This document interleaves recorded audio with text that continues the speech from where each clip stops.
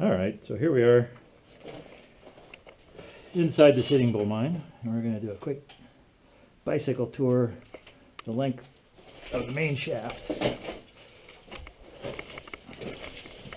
I'm going to have to work to make sure that I don't kill myself. So we're starting from near the entrance here, and we're going back down the main shaft, and there are a lot of intersections because this is kind of a maze of tunnels. And we'll just take a look at what we can see here. And I should have brought you know what I need? Never mind. All right, well, we're only going to be able to look ahead because I can't point the bright lamps that are zip tied to the bicycle to the sides so we can see the interesting things on the sides. But when we get to the really cool places, I'll just turn the bicycle and maybe we can see a little bit better. But anyhow, this is the interior. This is the main tunnel. And here's one of these such intersections where you can go off down that direction if you want to. There's actually quite a long tunnel that goes that way, and then it splits off. But we're going to go continue up the main tunnel here. If I can remember how to ride a bike. Here's another interesting side. Up this direction. If I can show you up the tunnel. There we go. Goes quite a long ways. And we're actually adjacent, running parallel with the original main tunnel, which was the oldest tunnel, which was started in the 1880s. And so here we are, another intersection, and this is bench. It's kind of the middle here.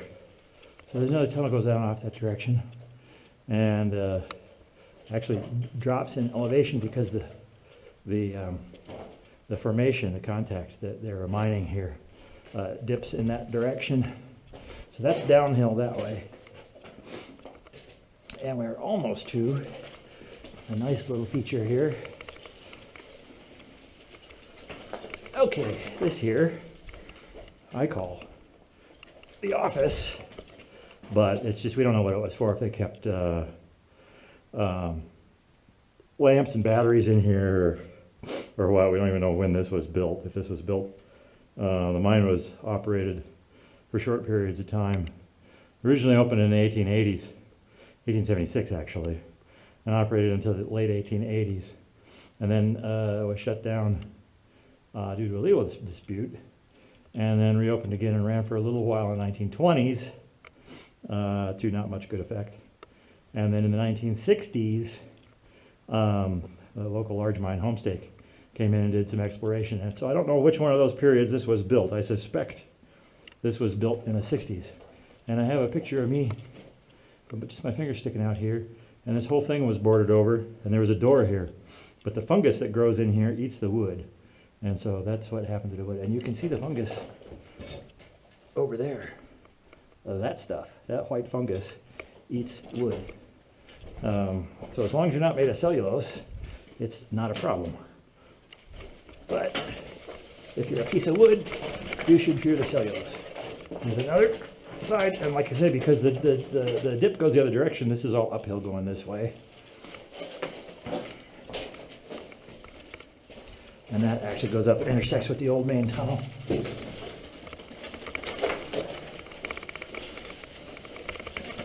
Okay, so we have kind of smooth sailing here for a little while, and I have to watch my head because there are some places where the clearance gets lower. And again, we have a little tunnel goes off to the right here.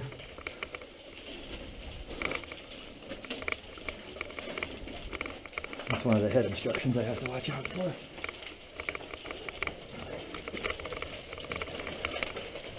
And there's several places in here where we have a lot of old steel, like these rails. And the rails, we have actually a lot of scrap rail in here. And if iron was worth anything, we could get money for it, but it's not. Another tunnel goes off in this direction. Again, going downhill. Give you a peek down here. Woohoo! Oh, yeah. All right. And there's a tunnel going off to our left here, too. Can we see it? Tunnel. There's, I think, like 1.5 miles of tunnels total. This main tunnel is like 1,800 feet to the end. So we don't have a long ways to go, but we'll do some sightseeing. That's the brakes on the bicycle. Another tunnel here. It's actually, if you don't know what the hell you're doing or you're not familiar with the place, it's pretty damn easy to get lost in here. Particularly because the spelunking trick of painting an arrow that leads the way out, there's arrows pointing every direction in here. There's one pointing that way. Here's one pointing further in. There's a couple pointing out, one with a swastika. And after the mine closed in the 30s, it was just kind of left open. So there was a lot of, trespassing. I'll show you a lot of names in here, many of which is our family, family history. I'm actually going to walk up this rather than try and kill myself.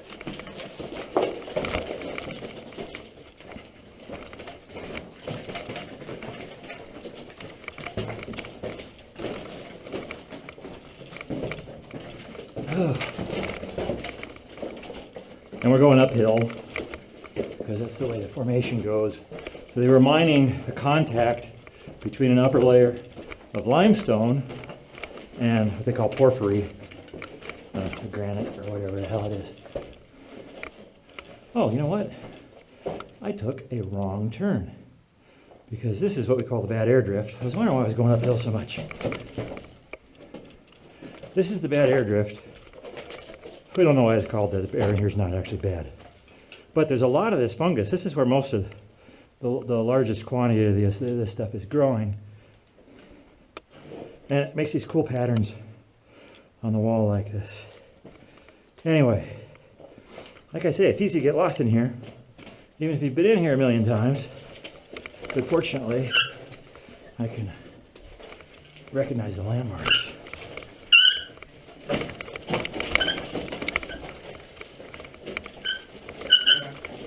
I'm not really that great of a mountain bike rider, so I'm going to go slow.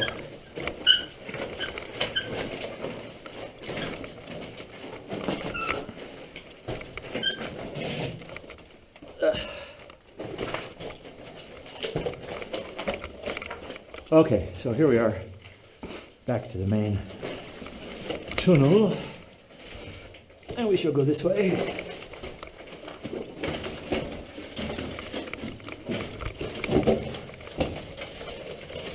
Yeah, that's it. I know where I am now. This is one of the larger rooms, but it's been backfilled. Oh. With, I guess it's called gob, the debris from subsequent operations. And again, I'm going to walk. Oh. So when we were doing data collection in here on environmental conditions, we're pretty deep in the mine here. So this is one of the places that I instrumented a lot. Ugh. Well, it doesn't really make that much difference because the conditions are pretty uniform in here.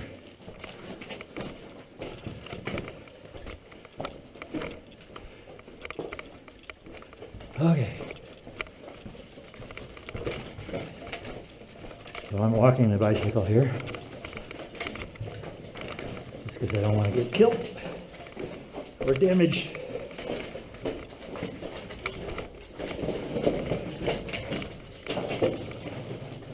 Alright. This is still the main tunnel. And you can see in the floor there the remains of the ties for the rail system. And that's what some of these timbers are, is rail ties and stuff. You'll notice there's not a lot of timber work holding the rock up because this is all solid rock. Another little short tunnel there. So now we're seeing some of the graffiti from the trespassers because we're getting close to the end. And everybody, of course, would put their names close to the end to prove how far they got in the mine. So, stuff on the ground.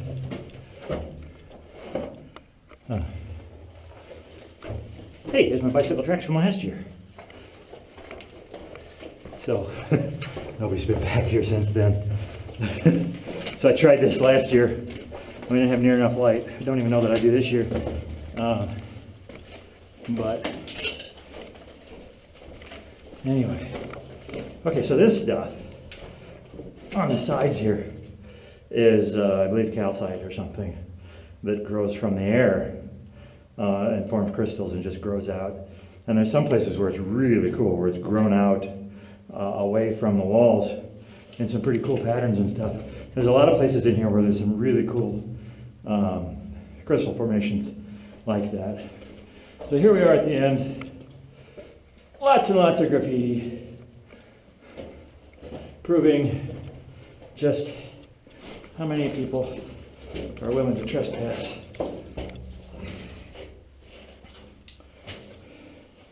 Henry Childress, 1942. A lot of the, like this, 1930. So that's people started doing graffiti in here like as soon as the place closed. 1953, 1973. We used to come in here when I was a teenager in the late 70s and trespass. This is actually Doug Schmeeler. It's actually a friend of mine. Probably came in here 40 years ago. And now I'm looking for my favorite graffiti. And you can see there's some more of this crystal formation on the side. Where is my favorite graffiti? I'm looking for. Back up a little bit. My headlamps really weak because I had poor planning. Oh, I hope I can find. And this is another indication of how long people have been coming in here. Old PBR cams. All right. Let's see if I can find my favorite graffiti. Oh, there it is.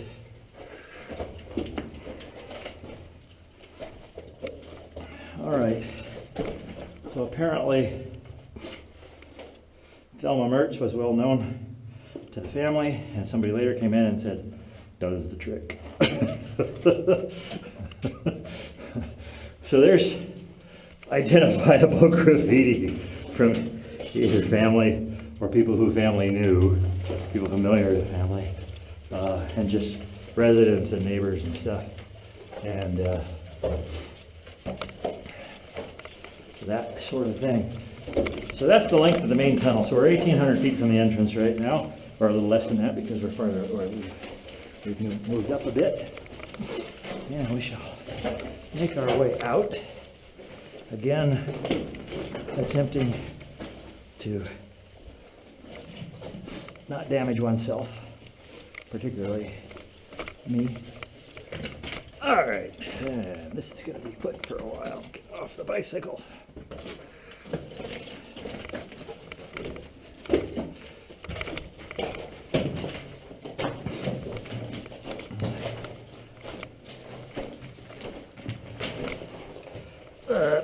There, we're caught on something. Caught on a large rock.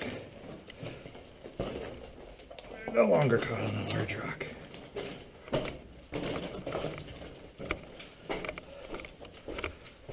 Okay, I'm sure these lights are, you're probably only seeing the center of the beam, but it's probably as good as we're going to be able to do. And again, here we can see the dips in the ground where the ties for the rail was, and is not any longer.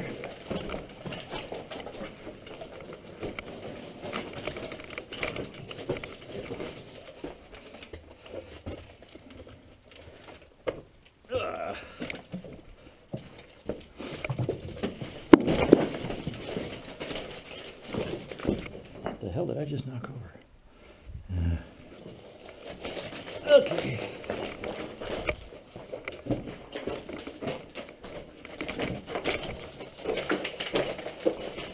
So last year, when I attempted this with much less light,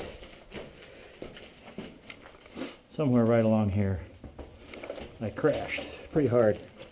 And I would have made really, really good video. But alas, there was insufficient light. I'm going to try to not replicate that this time. Oh, we're not going that way. We're going this way.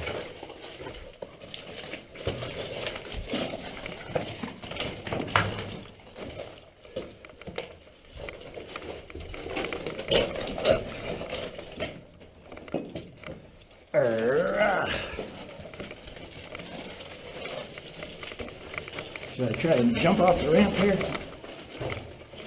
But alas, I am not Napoleon Dynamite. And we will not go off the sweet ramp. Okay. We've been here before, so we will continue on.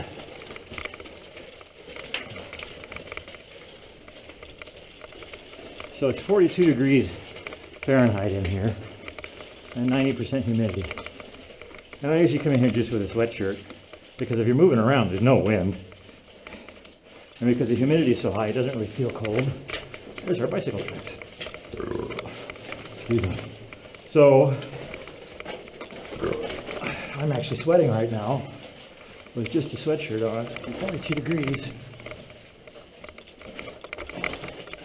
We're going downhill. Back by the office again.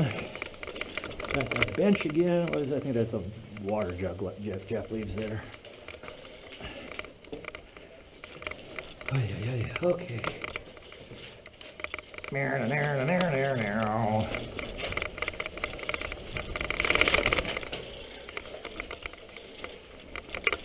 Oh, happy dad.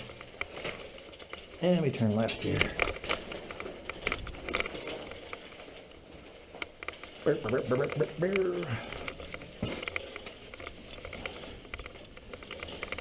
Actually, because I got hot. Oh, there's somebody. Yeehaw. I'm gonna keep going. That's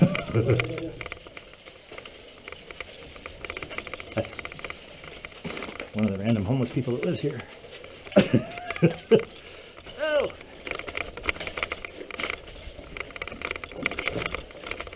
We're getting close to the entrance because we keep equipment and stuff here. There's my backpack. And we're going to go all the way to the entrance. And that is the bicycle tour of the Sitting Bull mine. Keep this dude outside. So we'll get a little quick tour of the attic. Don't look too closely because it's pretty janky. I'm sure some would call it dangerous, but we don't use that word.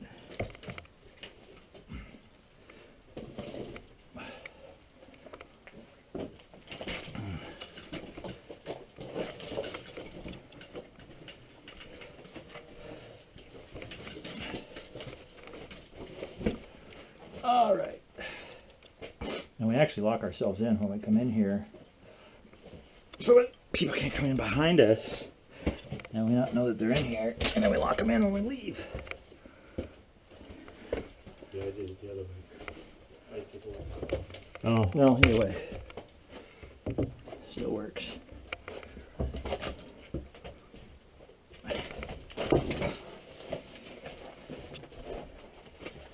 Okay, you want to let us out?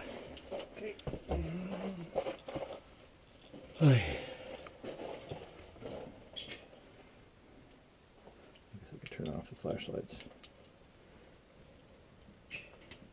There we go.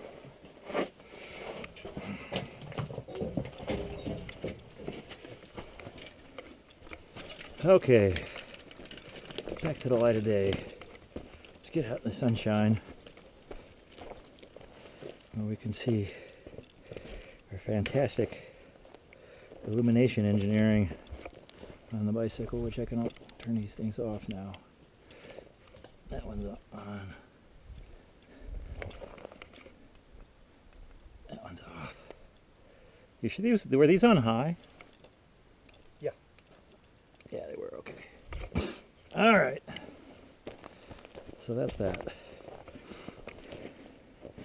And just in case we meet traffic coming the other direction, we have a bell.